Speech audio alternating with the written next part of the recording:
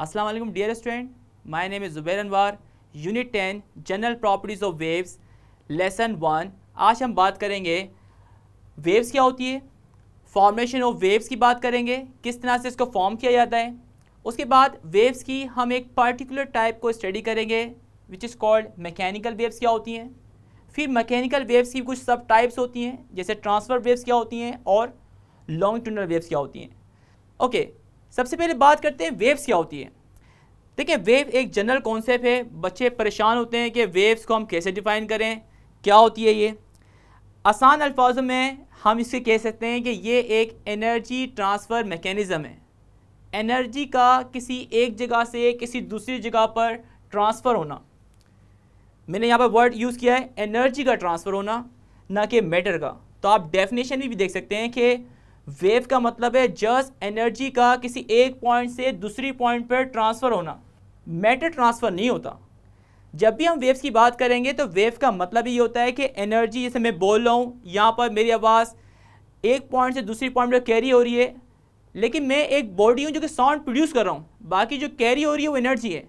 सो एक चीज़ यहाँ पर आपने नोट करने वाली ये है कि वेव्स के अंदर हमेशा एनर्जी एक पॉइंट से दूसरी पॉइंट पर ट्रांसफ़र होती है। अब यहाँ पर आप बात कर लेते हैं कि वेव्स की जब भी हम बात करते हैं तो हम वेव को देखते हैं, कुछ ऐसी वेव्स होती हैं जिनको एक पॉइंट से दूसरी पॉइंट पर जाने के लिए प्रॉपर मीडियम चाहिए होता है। जैसे मैं बात करूँ साउंड एक ऐसी वेव्स है जो कि मीडियम के ऊपर डिपेंड करती है। जैसे मैं बोलता हूँ तो यहाँ पर एक एयर मीडियम है जिसकी वजह से साउंड जनरेट हो रहा है, एक पॉइंट से दूसरी पॉइंट पर कैरी हो रहा है। लेकिन अगर बात करें लाइट की, सो लाइट एक ऐसी वेव्स है जिसे किसी मीडियम की ज़रूरत नहीं होती। जैसे सन से अर्थ तक लाइट आ रही है, ये एक बेस हमारे पास एग्जाम्पल है कि लाइट जो है किसी एक पॉइंट से दूसरी पॉइंट पर जाने के लिए किसी मीडियम की ज़रूरत नहीं है इसको। सो यहाँ पर आप देखें कि अगर हम बात करें मैकेनिकल वेव्स की, सो मैकेनिकल वेव्स ऐसी वेव्स होती हैं जिससे एक पॉइंट पे दूसरे पॉइंट पे जाने के लिए हमेशा प्रॉपर मीडियम चाहिए होता है। ना सिर्फ मीडियम चाहिए होता है, ये हमेशा मीडियम की डिस्टर्बेंस की वजह से पैदा होती हैं। जैसे तालाब के अंदर एक पत्थर डाल दें आप देखेंगे बहुत सारे सर्किल जो है वहाँ पर स्प्लिट हो रहे होंगे। तो ये कॉमन एग्जाम्पल है।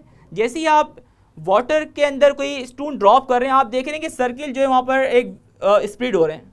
तो ये एक बेस्ट एग्जाम्पल है हमारे पास कि जब भी हम किसी मीडियम को डिस्टर्ब करते हैं तो हमेशा मैकेनिकल वेव पैदा होती हैं। अब आपको पता है कि मीडियम सॉलिड भी हो सकता है, मीडियम लिक्विड भी हो सकता है और मीडियम गैस भी हो सकती है। जैसे आप यहाँ पर वाटर को डिस्टर्ब कर रहे हैं, ये हमारे पास बेस्ट एग्जाम्पल है मैकेनिकल वेव्स की। हम बोलते हैं हम एयर को डिस्टर्ब करते हैं, बेस्ट एग्जाम्पल है साउंड। इसी तरह से अगर हम किसी चीज़ को नॉक कर रहे हैं, जैसे हम क्लैप करते हैं, तो हम सॉलिड को डिस्टर्ब कर रहे हैं, तो यहाँ पर भी साउंड जनरेट हो रहा है। डेट से आपके पास जो मीडियम है वो सॉलिड है।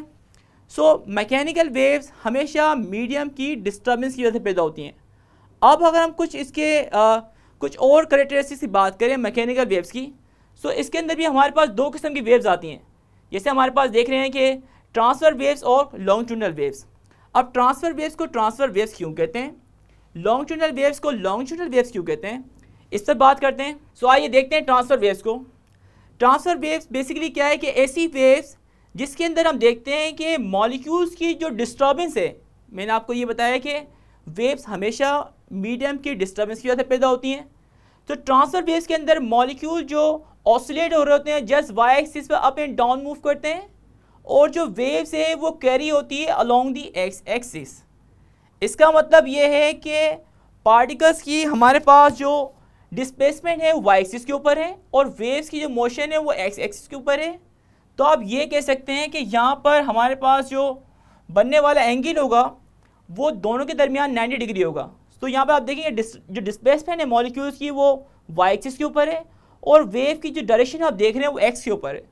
तो इसका मतलब ये है कि ऐसी वेव्स जिसमें पार्टिकल्स की जो वाइब्रेशन है या ऑसिलेशन है वो वाई एक्सिस के ऊपर हो और वेव की मोशन जो है, जो स्पीड हो, वो एक्स एक्सिस पर हो, उस वेव को कहते हैं आप ट्रांसफ़र वेव्स। कौन कौन सी एग्जाम्पल हो सकती है ट्रांसफ़र वेव्स की डेली लाइफ के अंदर? जी, हमारे पास बहुत सारे एग्जाम्पल, जैसे पानी के अंदर जो वेव पैदा होती हैं जो कि हम ओशियंस के अंदर हम देख रहे होते हैं, वो हमेशा ट्रांसफ़र वेव्स होती हैं। जैसे मैं आपको एग्जाम्पल दी, तालाब के अंदर पत्थर डालेंगे आप, सो हमेशा जो वेव पैदा होगी वो ट्रांसफ़र वेव्स होगी हमारे पास। इस तरह से रूप, अगर आपके पास एक रस्सी है, आप उसको एक पॉइंट फिक्स कर दें और एक पॉइंट अपने हाथ में प्लग दें उसको तो आप देखेंगे कि उसके अंदर जो वेव पैदा होगी वो भी ट्रांसफर वेव्स की एग्जाम्पल है हमारे पास। उसके बाद सिलिकी स्प्रिंग हमारे पास देखें कि बचपन में बच्चे खेलते हैं स्प्रिंग के साथ, तो उसके अंदर भी हम इजीली इनकाउंटर कर सकते हैं कि जो पार्टिकल है वो जस्ट वाई एक्सिस के ऊपर ऑसिलेट हो रहे होते हैं और वेव की जो मोशन है वो एक्स के ऊपर होती है। उसके बाद इलेक्ट्रोमैग्नेटिक वेव्स, हालांकि इलेक्ट्रोमैग्नेटिक वेव एक ऐसी वेव्स है जिसे एक पॉइंट से दूसरे पॉइंट पर जाने के लिए किसी मीडियम की ज़रूरत नहीं होती, लेकिन इसका जो मोड ऑफ प्रोपगेशन है ये बिल्कुल ट्रांसफर वेव्स की तरह है। इसमें आप देखेंगे वेव्स के अंदर जो ऑसिलेशन है पार्टिकल की वाई एक्सिस पे होती है और जो वेव कैरी होती है वो एक्स पे होती है। पार्टिकल्स यहाँ पर आप देखें कि जो हमारे पास ट्रांसफर वेव्स हैं उसके अंदर एक एग्जांपल ली गई है कि मॉलिक्यूल्स को जब डिस्टर्ब करते हैं मीडियम को, फॉर एग्जांपल आप एक तालाब के अंदर एक पत्थर डाल दें तो आप देखें तो वाटर मॉलिक्यूल्स जो हैं वो अप एंड डाउन मूव कर रहे होंगे।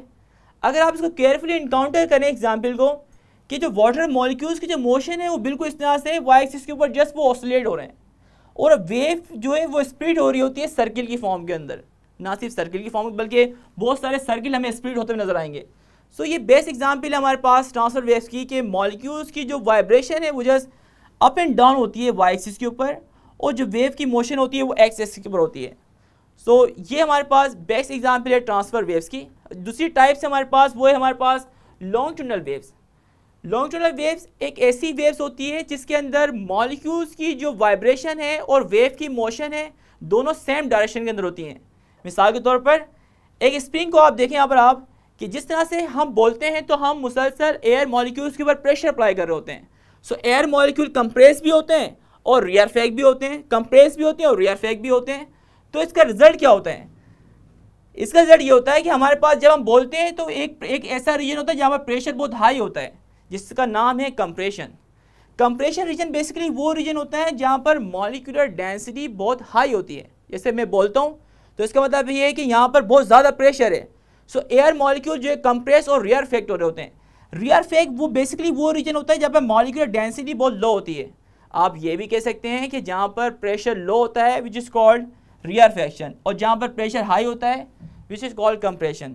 तो बेसिकली हमारे पास जो बेस्ट एग्जाम्पल है लॉन्गिट्यूडनल वेव्स की वो साउंड वेव्स है, क्योंकि साउंड वेव हमेशा आप देखते हैं कि रियरफेक्शन और कंप्रेशन के रिजल्ट के तौर पर जो एक पॉइंट दूसरी पॉइंट पर कैरी हो रही होती हैं। एक पॉइंट बड़ा इंपॉर्टेंट है यहाँ पर जो कि आप डिफरेंस भी कर सकते हैं ट्रांसफर वेव्स के, कि ट्रांसफर वेव्स के अंदर मॉलिक्यूल्स की जो वाइब्रेशन है वो अप एंड डाउन थी और वेव मूव कर रही थी अलॉन्ग एक्स एक्सिस, जबकि लॉन्गिट्यूडनल वेव्स के अंदर हम देखते हैं कि पार्टिकल्स की जो मोशन है वो बैक एंड फोर्थ है। Particle just oscillate back and fourth और वेव जो है बिल्कुल सेम डायरेक्शन में कैरी करेगी। इसका मतलब ये है कि हमारे पास पार्टिकल की डिस्प्लेसमेंट और वेव की मोशन दोनों के दरमियान जो बनने वाला एंगल होगा वो 0 डिग्री होगा, क्योंकि दोनों जो है सेम डायरेक्शन के अंदर हैं। यही वजह है कि साउंड वेव को आप कंप्रेशन वेव भी कहते हैं, यही वजह है कि साउंड वेव को आप प्रेशर वेव भी कहते हैं, चूँकि इसके अंदर आप देखें कि मॉलिक्यूल्स की जो वाइब्रेशन है और वेव की जो मोशन है वो सेम डायरेक्शन के अंदर होती हैं। सो समराइज़ करते हैं, टॉपिक के अंदर हमने बात की कि वेव्स क्या होती हैं जो कि मीडियम के डिस्टर्बेंस की वजह से पैदा होती हैं।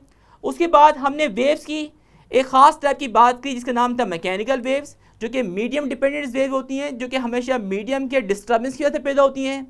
फिर हमने बात की कि मैकेनिकल वेव्स के अंदर 2 किस्म की वेव्स होती हैं, number 1 transfer waves, number 2 longitudinal waves. फिर हमने बताया कि ट्रांसफर वेव्स क्या होती हैं, लॉन्गिट्यूडनल वेव्स क्या होती हैं। सो आज का हमारा जो टॉपिक है वो कवर हो चुका है। इससे रिलेटेड कोई भी सवाल है तो आप ज़रूर कर सकते हैं। Thank you very much.